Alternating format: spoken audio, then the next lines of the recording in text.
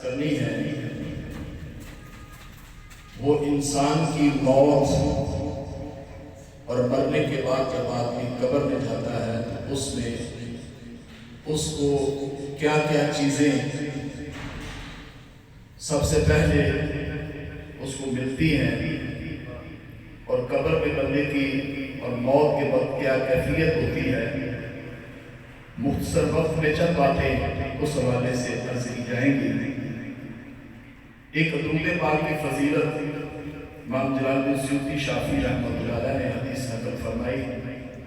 اللہ کے پیارے حبیب علیہ الصلوۃ والسلام فرماتے ہیں من صلی یوم الجمعہ الف مرۃ علیہ، حضور فرماتے ہیں جو مجھ پر جمعہ کے روز 1000 مرتبہ درود پاک پڑھے لم یمت اس کو موت نہیں آئے گی حتی یرا مقعدہ فی الجنہ سبحان اللہ۔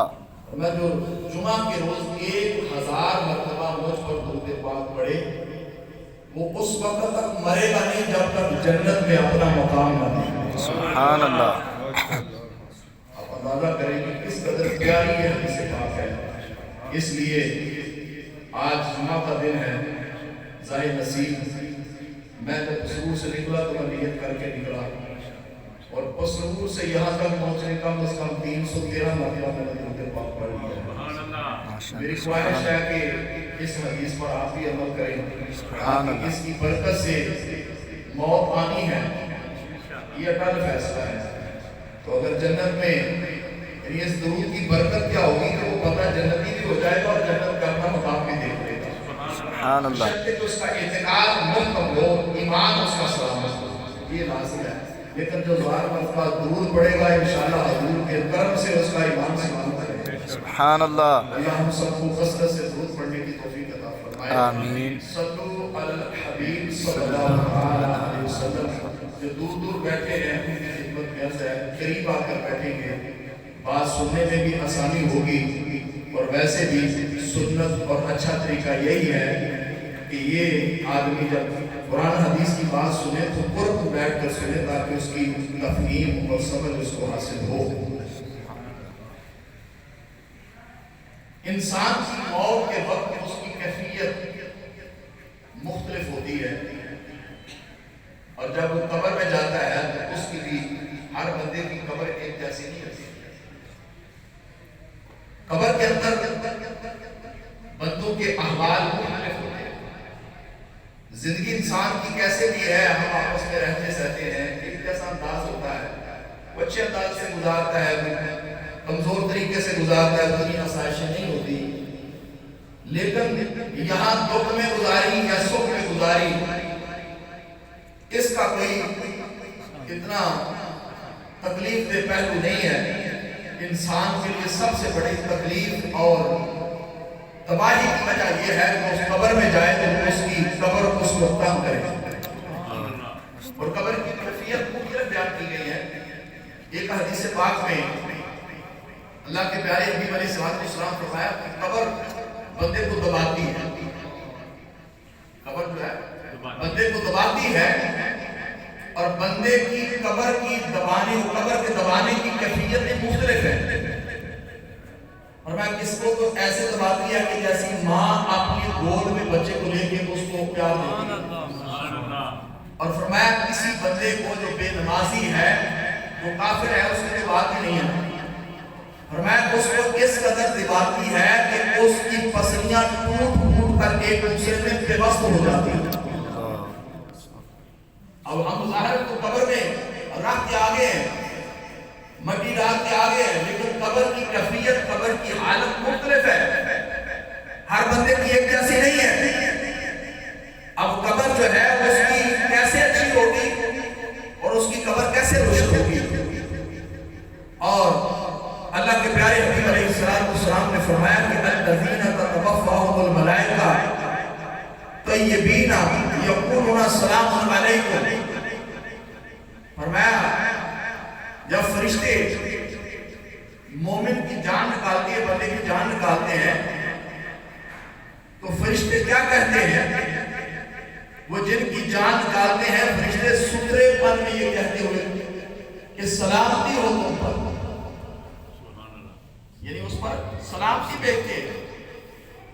اور حضرت سیدنا انس بن مالک رضی اللہ بیان کرتے ہیں کہ محبوب خدا شفیع روز جزا صلی اللہ علیہ وسلم ارشاد فرمایا جب ملک الموت اللہ تعالیٰ کے ولی کے پاس جلوہ گر ہوتے ہیں تو یوں سلام کرتے ہیں، یعنی جب اللہ کے ولی جو اللہ کا محبوب بندہ ہے، مقرب بندہ ہے، اس کے پاس جب آتے ہیں تو فرشتے کیا کرتے ہیں؟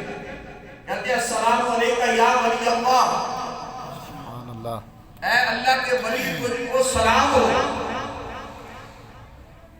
اس مکان دنیا سے اٹھو جسے تم نے ویران کیا، اس دنیا سے اٹھو جسے تم نے ویران کیا، اور اپنے اس گھر جنت کی طرف چلو جسے تم نے آباد کیا ہے۔ اور اگر وہ اللہ کا ولی نہ ہو، اگر اس کا ولی نہیں ہے، گناہگار ہے، اسے فرماتے ہیں اٹھ اور نکل جا اپنے اس جہان سے جسے تو نے آباد کر رکھا۔ یہ حدیث دل ہلا دینے والی ہے، اور یہ شرح الصدور یہ کتاب وہ ہے کہ جن کو باقی بندہ پڑھے تو اس کے تبدیلی نہ آئے تو سمجھو اس کا دل ہوتا ہے۔ یہ وہ امام جلال السیوطی شافعی رحمۃ اللہ علیہ حدیث یہ کتاب لکھی ہے، اور اس میں قبر حشر کا بیان ہے۔ تو یعنی فرشتے اس کو کہتے ہیں نکل جائے اس جہان سے جسے تم نے آباد کیا تھا، اس جہان کی طرف جس کو تم نے ویران کیا۔ ہم اس جہان میں رہ رہے ہیں تو کیا اس جہان کو آباد کر رہے ہیں یا آخرت کے جہان کو آباد کر رہے ہیں؟ جو اللہ کا ولی ہے وہ اس جہان میں مکان نہیں بناتا، وہ اس جہان کے اندر آسائشوں کے اندر زندگی نہیں گزارتا۔ اللہ کا ولی دولت بھی ہے، مال بھی ہے، اختیار بھی ہے، لیکن اس کو اختیار نہیں کرتا، کیونکہ جس کو پتا ہو کہ چند دن کے بعد رحلت کر کے اپنے اصل مکان پر پہنچنا ہے، وہ کبھی کسی جگہ پہ دل لگا کر نہیں بیٹھتا۔ جیسے کہ نبی کریم علیہ السلام کی حیات طیبہ ہمارے لیے بہترین نمونہ ہے۔ حضور کی زندگی کا ہر پہلو امت کے لیے رہنمائی کرتا ہے، اور یہ نہیں ہے کہ بس جناب کھانے کے اندر تو رہنمائی لے لیں، شادی کرنے کے اندر تو سرکار نے اس بات کے خلاف فرمایا کہ تو رہنمائی لے لیں، کاروبار کرنے کے اندر ہے نہیں، میرے حضور نے دنیا کو کیسے اختیار فرمایا، اور زندگی حضور نے کیسے بسر کی ہے۔ آج ہم اپنی زندگی دیکھیں اور اللہ کے ولیوں کی اور اپنے آقا علیہ السلام کی زندگی کو پڑھ کر دیکھیں۔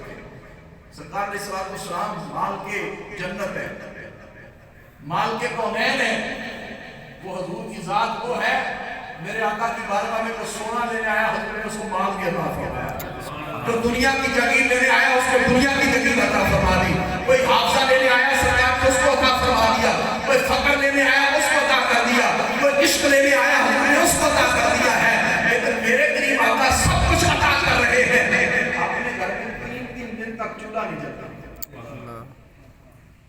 فاقہ کر رہے ہیں، 3 دن تک چولہا نہیں جلتا، اور میرے قریب آقا علیہ السلام نے پوری حیات طیبہ میں کبھی بھی پیٹ بھر کے کھانا نہیں کھایا، پوری حیات طیبہ میں، اور ہمیں اس وقت تک چین نہیں آتا جب تک ہم 3 دفعہ اپنے پیٹ کو بھر نہ لیں۔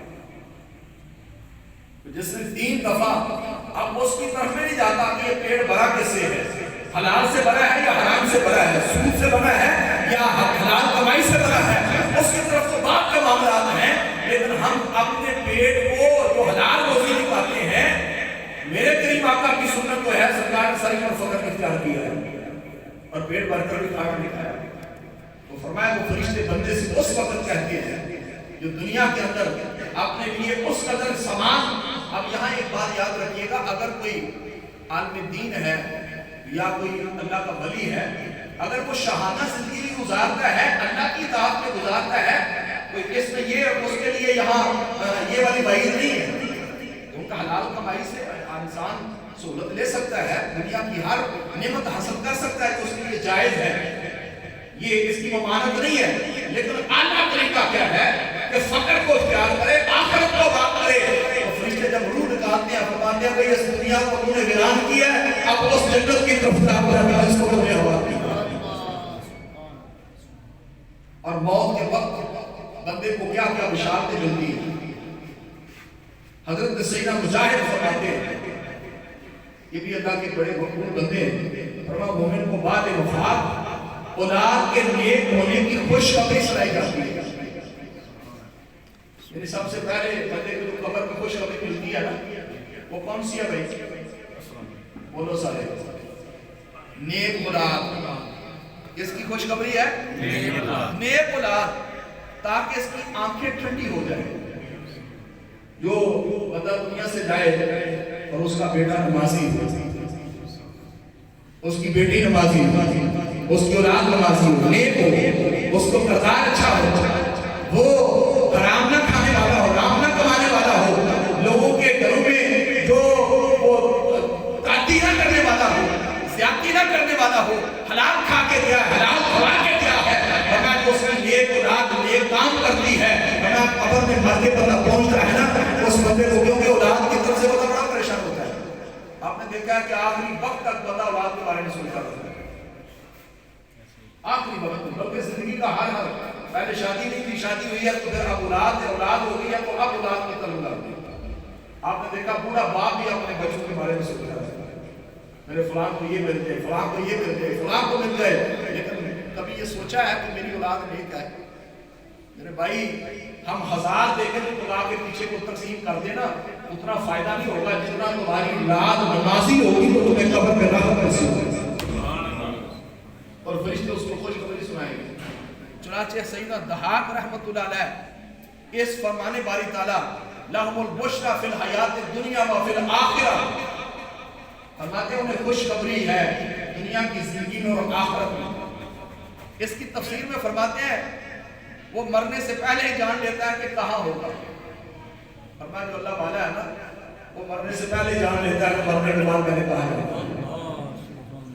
یہ آخری جنم میں جب ہوتا ہے، یہ جو حدیث پاک آپ نے سنی کہ درود پڑھنے والا مرنے سے پہلے جنت میں مقام دیکھ لیتا ہے، یہ حدیث ہے۔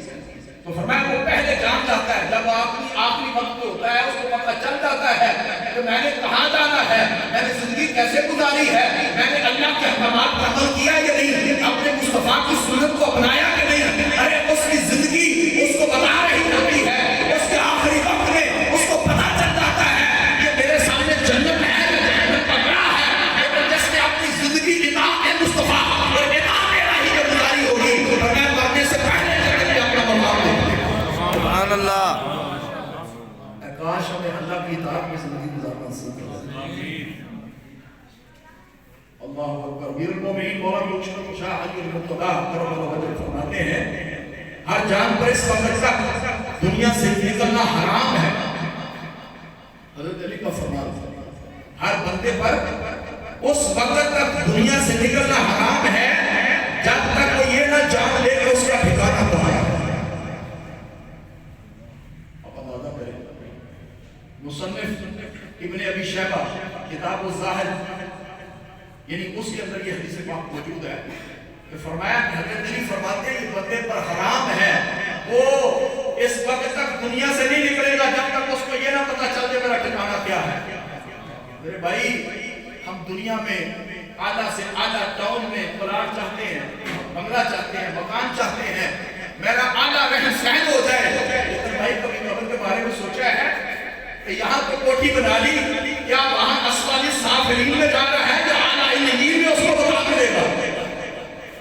یہ کیسے ملے گا جس کی زندگی اچھی نہیں ہے؟ اور حضرت سیدنا جابر بن عبداللہ رضی اللہ فرماتے ہیں کہ دیہات کے رہنے والے ایک شخص نے سرور عالم صلی اللہ علیہ وسلم سے اس آیت واحدہ مطلب پوچھا۔ دیہاتی بندہ تھا، حضور کی بات میں کیا ہے، اس نے اس آیت کا مطلب پوچھا نہیں کہ ابھی پہلے تلاوت کیا لہم البشریٰ فی الحیات الدنیا والآخرہ و فی الآخرہ۔ تو اللہ کے پیارے حبیب علیہ السلام نے ارشاد فرمایا دنیا کی زندگی میں خوشخبری سے مراد وہ اچھے خواب ہیں جو مومن دیکھتا ہے، لہٰذا ان کے ذریعے سے دنیا میں خوشخبری دی جاتی ہے، اور آخرت میں خوشخبری سے مراد مومن کو بوقت موت بشارت دینا ہے۔ مرتے وقت اسے کہا جائے گا اللہ تعالیٰ نے تیری اور تجھے قبر تک اٹھا کر لانے والوں کی مغفرت فرما دی ہے، اور یہ نہیں بخشا گیا۔ اور میں تو اللہ کا ولی ہے، اس کی قبر پہ پتر آنے والے، اس کی قبر پہ جنازے کو قضا دینے والے اور اس کو اٹھا کر قبر تک لے جانے والے فرمایا ان کی بھی اللہ بخشش کر دے گا. اور جو دنیا کے اندر وہ عمل کر کے گئے ہیں اس کی برکت کی وجہ سے جو اس کے قرب میں آیا وہ اس کا جنازہ پڑھتا ہے, وہ اس کے قبر میں کھڑے ہوتا ہے, وہ اس کو جناب جنازہ پڑھاتا ہے, پڑھتا ہے, شامل ہوتا ہے, اللہ سب کی بخشش کروا دے گا. سبحان اللہ. ایک بندہ نیک ہو تو اس کی اتنی برکتیں ہیں, ایک بندہ نیک ہو تو اس کی کتنی برکتیں ہیں. اور آگے سیدنا مجاہد فرماتے ہیں, حضرت سفیان ثوری رحمۃ اللہ علیہ فرماتے ہیں 3 بشارتیں دی جائیں گی کہ ایک موت کے وقت, ایک بندے کو موت کے وقت بشارت, دوسری قبر سے اٹھتے وقت, اور تیسری جب آخری سور پھونکا جائے گا. موت کے وقت بھی بشارت, قبر سے اٹھتے بھی بشارت, اور جب آخری سور پھونکا جائے گا قیامت قائم ہوگی اس وقت بھی اس کو مبارک دی جائے گی. مزید فرماتے ہیں موت اور آخرت کے معاملے کا ڈر نہ کرو, کہ اس کو بندہ کا ولا تحزن, ڈر نہیں یار, پریشان نہ ہو. جو تم دنیا کے معاملات پیچھے چھوڑے جا رہے ہو ان کا غم نہ کرو. یعنی اولاد خاندان قرض کے ہوں گے, ان تمام میں اللہ تعالیٰ کسی کو تمہارا نائب نہیں بنا دے گا, تمہارا کسی کو تمہارا نائب بنا دے گا. حضرت زید بن اسلم فرماتے ہیں اس سے مراد یہ ہے کہ اس موت کے وقت قبر میں اور قبر سے اٹھتے وقت بشارت دی جائے گی کہ وہ جنتی ہے. لہذا سے بشارت کی خوشی اس کے دل میں گھر کر لے گی. مزید فرماتے ہیں موت کے وقت مومن سے کہا جائے گا جہاں تو جانے والا ہے اس کا خوف نہ کر, چنانچہ وہ بے خوف ہو جائے گا. اور کہا جائے گا دنیا اور دنیا والوں پر غمگین نہ ہو, تجھے جنت کی خوشخبری ہو.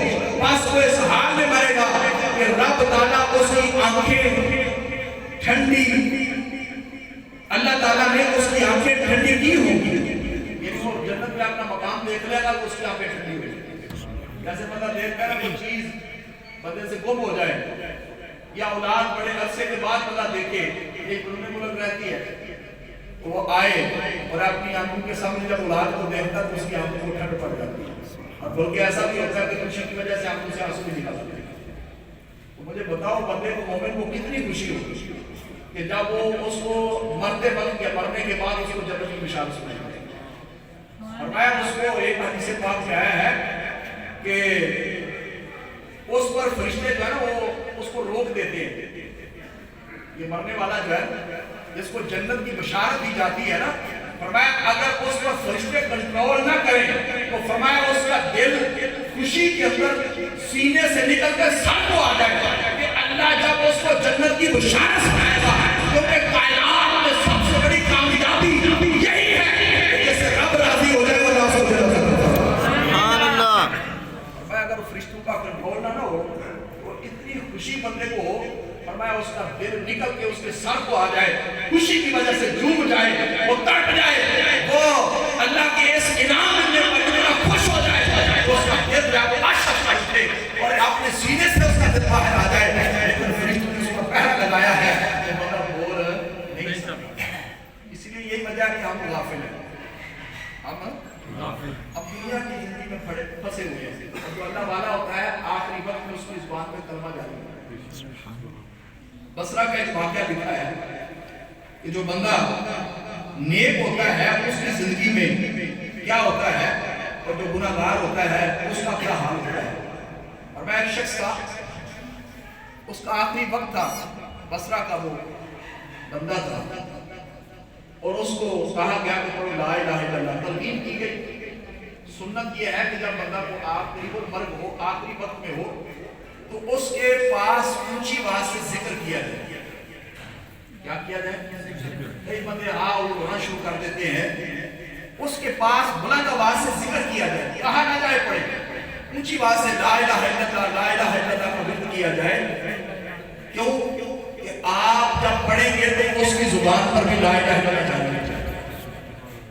یہ سنت ہے, تلقین کرنے کا طریقہ ہے. اس لیے کوئی قریب مرنا ہر ایک میں ہے, گھر میں ایسا معاملہ ہو, دادی فوت ہو رہی ہے, کوئی بھی فوت ہو رہا ہے, تو اس کے پاس ذکر الہی کیا جائے. کئی بندے دیتے ہیں موبائل پہ وہ جناب ویڈیو بنانا شروع کر دیتے ہیں کہ آخری وقت ہے. اللہ کے بندوں یہ مقام عبرت ہے. وہ بندہ مر رہا ہے نا, روڈ ایکسیڈنٹ ہو یہ مقام عبرت ہے، اس کے پاس بلند آواز سے ذکر الہی کیا جائے۔ میں اس کی برکت سے اس کی زبان پر جاری ہو گیا، اور میرے حضور کی حدیث ہے اس کی آخری وقت میں زبان پر لا الہ الا اللہ جاری ہو گیا، داخلہ فی الجنہ و جنت میں داخل ہو گیا۔ سبحان اللہ۔ لیکن وہ بصرہ کا شخص جب اس کے پاس کیا کرنے لگے، لا الہ الا اللہ کی تلقین کرنے لگے، تو وہ کہنے لگا شراب پلاؤ۔ کیا کہنے لگا؟ جب اس کو کہتے لا الہ الا اللہ تلقین کرتے، وہ کہتا شراب پیو شراب پلاؤ، شراب پیو شراب پلاؤ، شراب پیو شراب پلاؤ۔ فرمایا ایک اور شخص کی موت کا وقت آیا، بزرگ فرماتے ہیں اس کو کہا گیا پر لا الہ الا اللہ، وہ کہتا ہے 10 اس کی زبان پر 10 11 تکبیر جاری ہے۔ میں اس کی وجہ کیا تھی؟ میں وجہ یہ تھی کہ تم مرنے والا کہتا تھا شراب پیو شراب پلاؤ، وہ شرابی تھا، اس کی زندگی شراب میں بسر ہوئی، وہ آخری وقت میں بھی کہتا کیا مجھے شراب پلاؤ شراب پیو۔ جو بندہ دنیا کے لالچ میں لگا رہا، ایسے کمانے میں لگا رہا، اللہ کی عبادت نہ کی، نماز کو ترک کر دیا، روزہ نہ رکھا، قرآن کی تلاوت نہ کی، ذکر الہی میں مشغول نہ ہوا، وہ کہنے لگا 10 11 اسی دن میں چلا گیا۔ اور میں ایک تیسرا بندہ تھا، اس کے بعد جب لا الہ الا اللہ پڑھا گیا، وہ اسی زبان میں پڑھنے لگا لا الہ الا اللہ۔ میرے بھائی اگر گانا بولتے بولتے، شراب پیتے پیتے، چوری کرتے کرتے، ڈاکہ کرتے کرتے، یہ دنیا کی لالچ میں تو ہم پتہ نہیں کیا سے کیا کر جاتے ہیں۔ جیسے کہ ابھی بھی ہمارے اسی محلے کے اندر کیا معاملہ آپ کو پتہ ہی رات کو ہوا، کیا ہم کو موت یاد نہیں ہے؟ اور یہ اربوں کروڑوں روپیہ بھی دنیا میں اکٹھا کر لے، کب تک ہے؟ ایک ایک پیسے کے بدلے تجھے اپنی نمازیں دینے پڑے گی، نمازیں ختم ہو گئی تو پھر تجھے کیا ہوگا؟ اس بندے کے جس کا مال چرایا ہے، جس کے پلاٹ میں قبضہ کیا ہے، جس کا نواق مال لیا ہے، اس کے گناہ تجھ میں ڈال دیے جائیں گے۔ تیری نیکیاں ختم ہوئی، اس کے گناہ مجھے بتاؤ فائدے میں کون بنتا ہے؟ مال چرانے والا یا جس کا چرایا گیا وہ؟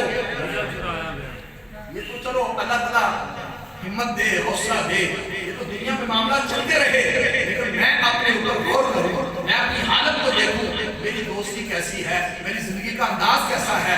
بلکہ اللہ کے پیارے حبیب علیہ السلام امام جلال السیوطی شافعی رحمۃ اللہ علیہ شرح سعود کے صدور کے اندر نقل فرماتے ہیں، فرمایا جو نیک بندہ ہوتا ہے حشر کے میدان میں اس کا نیکوں کے ساتھ حشر ہوتا ہے، اور جو بندہ کھیل و کود کے اندر دنیا کی مستیوں کے اندر لگا ہوا ہے، دنیا کی یعنی عیاشی میں لگا ہوا ہے، اس کا حشر بھی قیامت کے روز انہیں کے ساتھ ہوتا ہے۔ اللہ نہ کرے شرابی کے پاس بیٹھنے سے، چور کے پاس بیٹھنے سے، ڈکیٹ کے پاس بیٹھنے سے، بدماش شخص کے پاس بیٹھنے سے اگر میری حالت ایسے کر دی گئی کہ قیامت کے روز کے ساتھ اٹھانا پڑا، اٹھ گئے تو پھر کیا حشر ہے؟ اس لیے آج اللہ کی بارگاہ میں ہم اپنی قبر کو یاد کریں اور اللہ کی بارگاہ میں سچی توبہ کریں، یا اللہ میری زندگی کے جتنے دن رہ گئے ہیں میں تیری اطاعت و فرمانبرداری میں گزاروں گا، اور جس کی اللہ رسول کی اطاعت و فرمانبرداری میں وقت گزرا ہوگا اس کو وقت مرتے آپ کو پتہ ہے کہ اس کو کیا بشارت ملے گی۔ آج اپنی دکان چھوڑ کے، کاروبار چھوڑ کے، اپنا بزنس چھوڑ کے مسجد میں آنا تکلیف تو دیتا ہے، لیکن بھائی جب تو دنیا سے جائے گا، جہاں دنیا میں پرافٹ ملتا ہے نا، دکان کھولنے سے بکری بڑھتی ہے، سیل بڑھتی ہے، لیکن جب تیری قبر کا منظر ہوگا، روح تیری قبر ہو رہی ہوگی، جب تیری روح نکالی جائے گی، فرمایا جس نے اپنی زندگی کی عبادت میں گزاری ہوگی، اللہ کی اطاعت میں گزاری ہوگی، اور میں وہ سامنے اس کو جنت میں کروں گا۔ اور یہ بھی بات سن لیں کہ جب بندہ فوت ہوتا ہے اس کی آنکھیں کھلی کی کھلی کیوں رہ جاتی ہیں؟ آنکھیں بند کی جاتی ہیں، اس کی بھی حکمت علماء نے لکھی ہے۔ اس کی وجہ یہ ہے فرمایا جب ملک الموت علیہ السلام بندے کی روح نکالتے ہیں نا تو بندے کو منظر دکھایا جاتا ہے، سب سے آخر میں جو روح نکلتی ہے وہ آنکھیں، وہ ساری کیفیت آنکھیں دیکھ رہی ہوتی ہے۔ فرمایا جب اس کی روح جسم سے نکالی جاتی ہے نا، روح جب نکلتی ہے تو وہ فرشتے اس کو لے کر جاتے ہیں آسمان کی طرف، اگر وہ نیک ہے تو آسمان کو چڑھ جاتی ہے، اور اگر بد روح ہے تو پھر آسمان سے اس کو دھکار دیا جاتی ہے۔ وہ مختلف کیفیت میں عرض کروں گا انشاءاللہ اگلا جمعہ۔ بہرحال وہ بندے کی آنکھیں کھلی کی کھلی رہتی ہیں، وہ روح کی طرف دیکھتی رہتی ہے۔ کتنی بڑی حسرت انسانی ہو سکتی ہے۔ اس لیے اللہ ہم سب کو اپنی موت کو یاد کرنے کی توفیق عطا فرمائے، قبر حشر ہمارا بہتر فرمائے اور ایمان پہ خاتمہ عطا فرمائے۔ وآخر دعوانا الحمدللہ رب العالمین۔